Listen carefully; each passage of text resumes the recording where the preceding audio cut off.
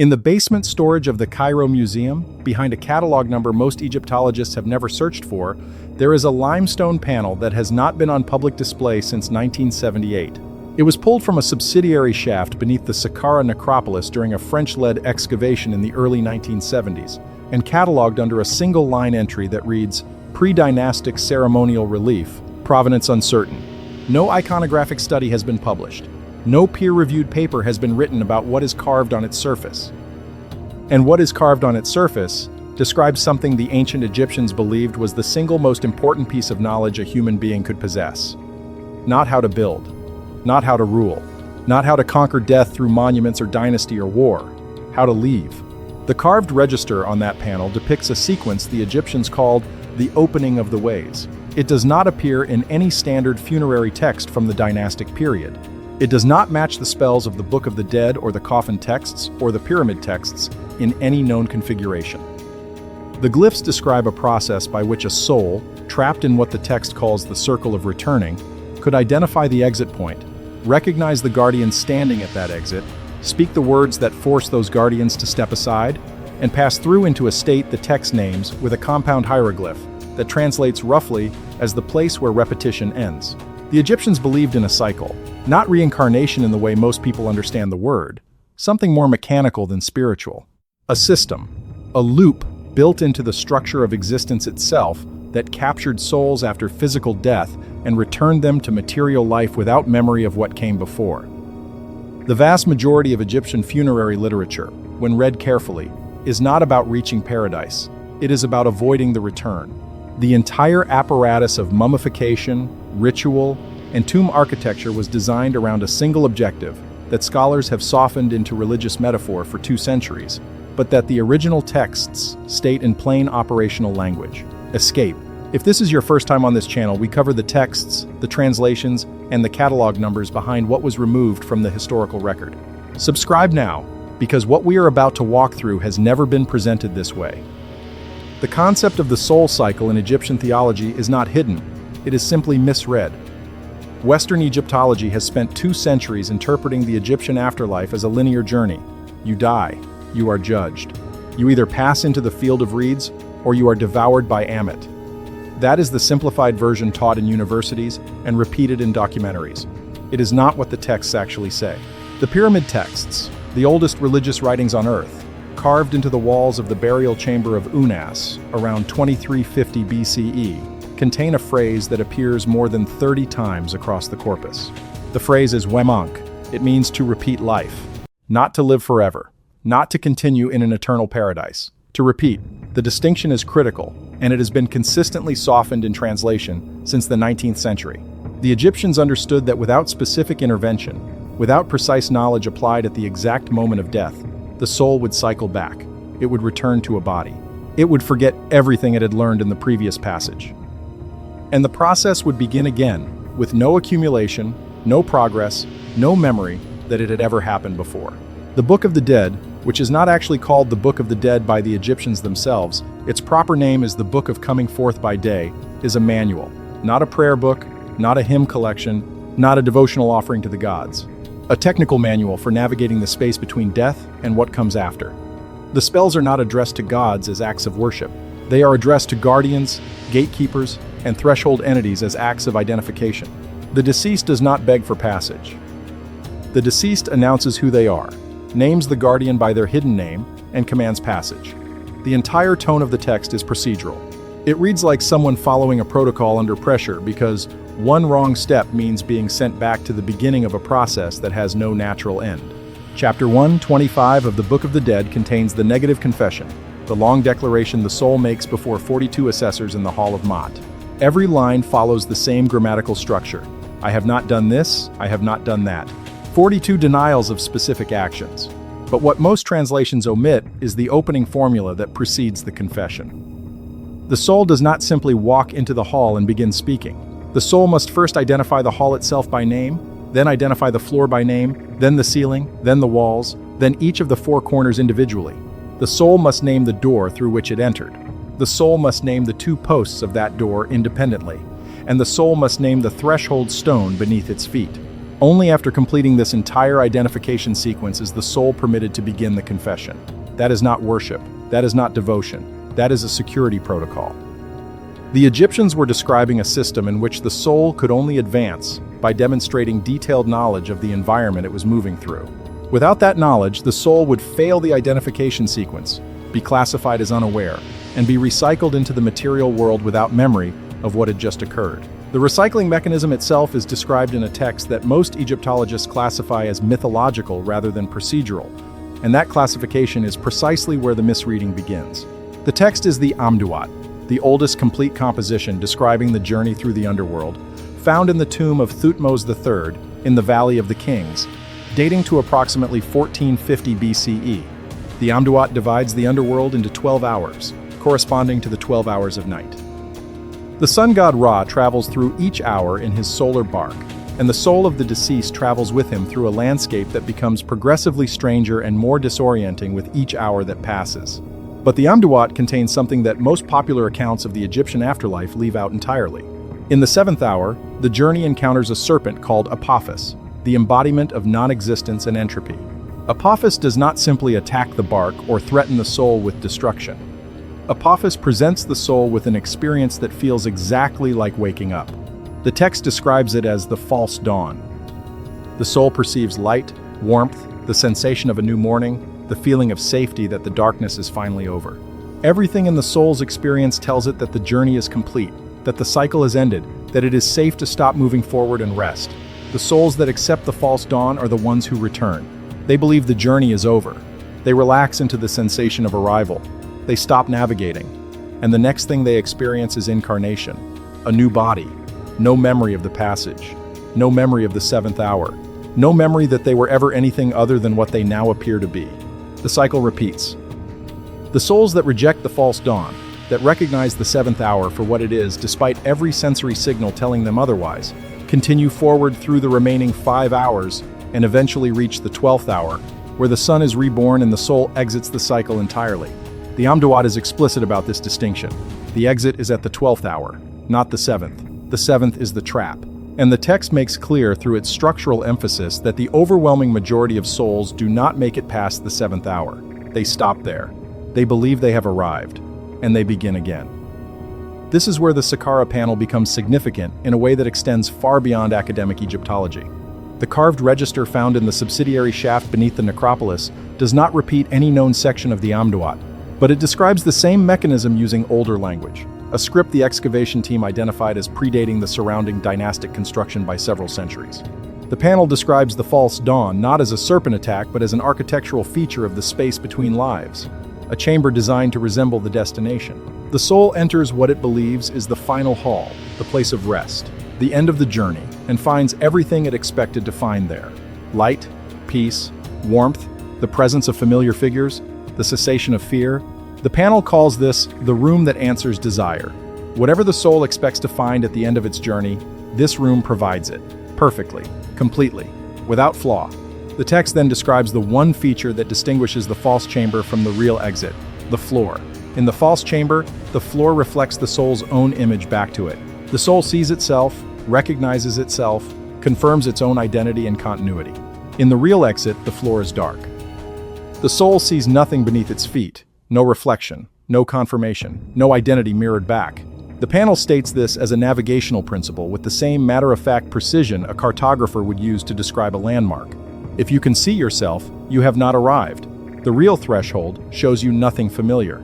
It is the absence of reflection that confirms you have reached the actual boundary of the cycle. The precision of this detail is what distinguishes the Saqqara panel from the standard funerary literature that fills the museums and textbooks of the modern world. The pyramid texts and the Book of the Dead deal in spells, declarations, and named entities. The panel deals in observational criteria. It tells the soul not what to say but what to look for, and the criteria it provides are sensory and perceptual, not verbal. Do not trust what feels like arrival. Trust what shows you nothing. The panel then describes 3 guardians stationed at the real exit. They are not named in the way dynastic texts name their gods with elaborate titles and mythological genealogies. They are described by function.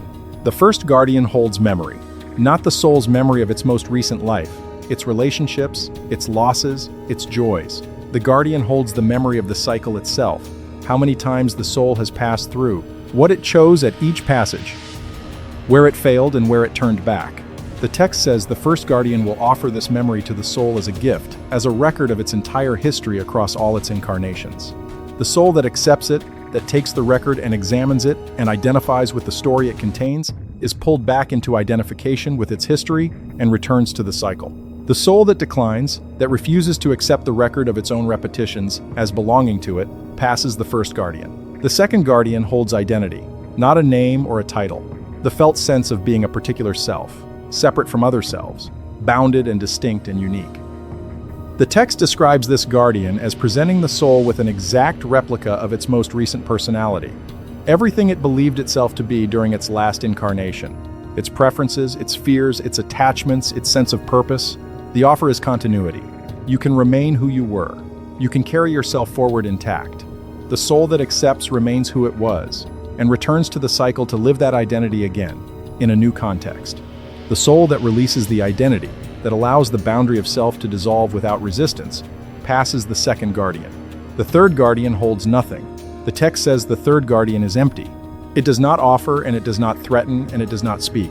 It simply stands at the threshold and waits.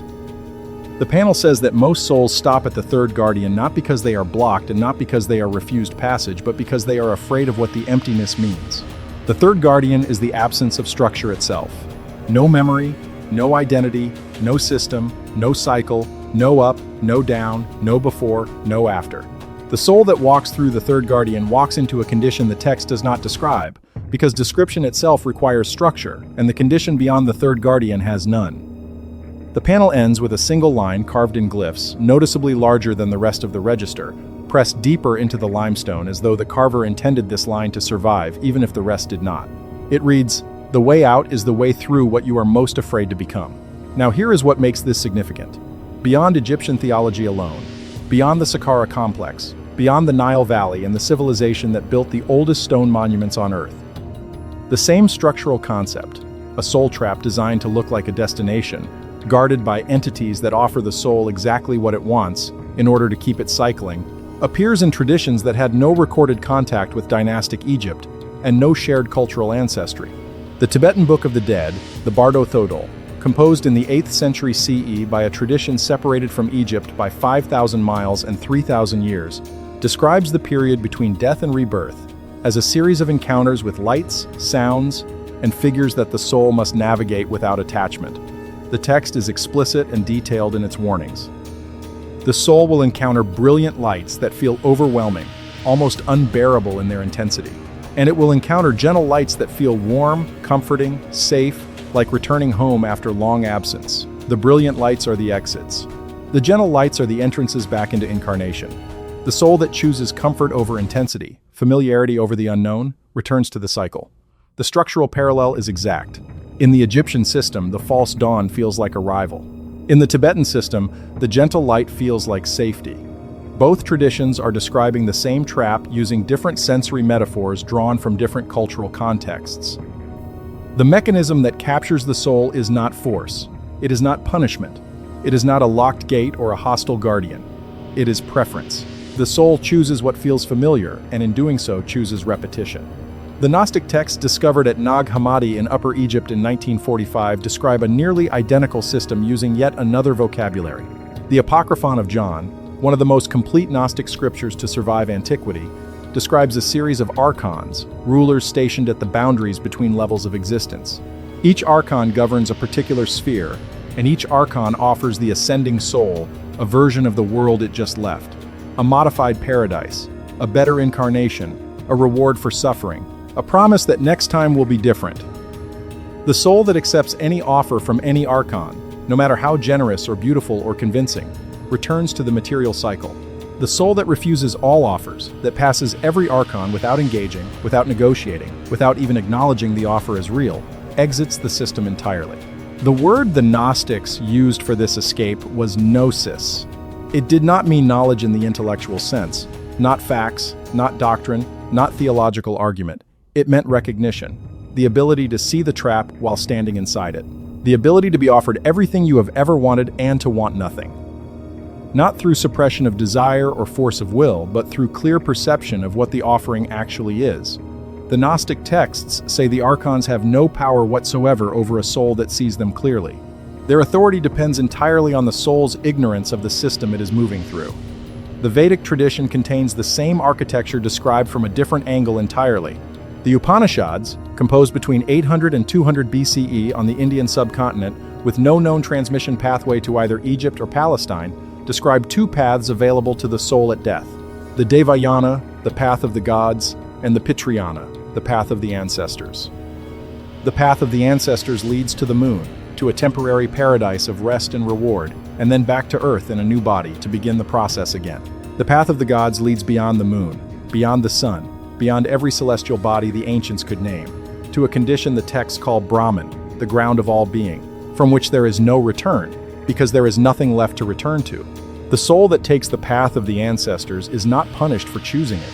It simply does not know that the other path exists. It follows the route that appears obvious, the route toward light and comfort and the company of those it recognizes, and that route leads back to the beginning. 4 traditions, separated by thousands of miles and thousands of years with no documented line of cultural transmission connecting them, all 4 describing the same mechanism with the same structural logic. A cycle that captures souls after death and returns them to material existence.